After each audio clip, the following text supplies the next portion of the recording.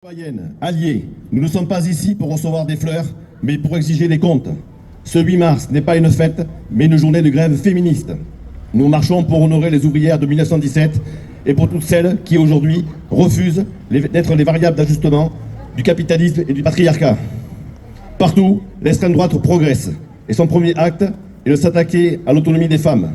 Selon l'ONU, femmes, un pays sur 4 enregistre une régression nette des droits cette année.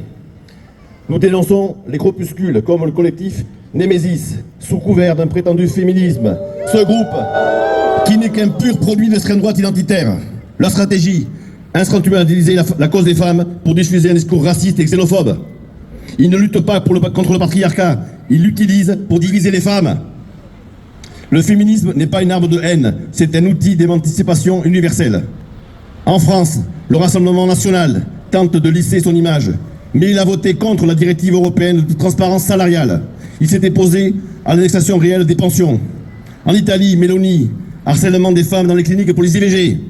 En l'Argentine, de Milei, suppression du ministère des Femmes. La recette est la même, précarisée et contrôlée.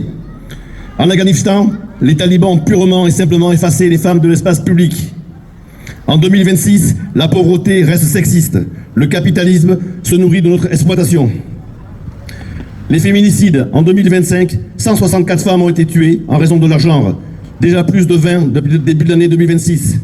La justice est aveugle. Sur 110 000 victimes de violences sexuelles, le taux de condamnation pour viol reste bloqué à 1%.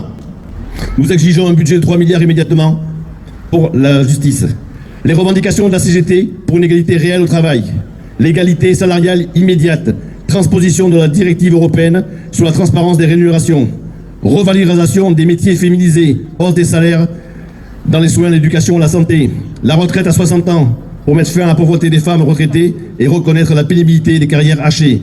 Zéro tolérance pour les VSS, plan de prévention obligatoire et moyens réels pour les référents syndicaux en entreprise. 32 heures pour toutes et tous pour un vrai partage des tâches domestiques et de la charge mentale. Ces revendications sont portées avec force par notre collectif Interorga qui organise et coordonne les actions du 5, du 7 et du 8 mars pour faire entendre la voix de toutes les femmes sur notre territoire.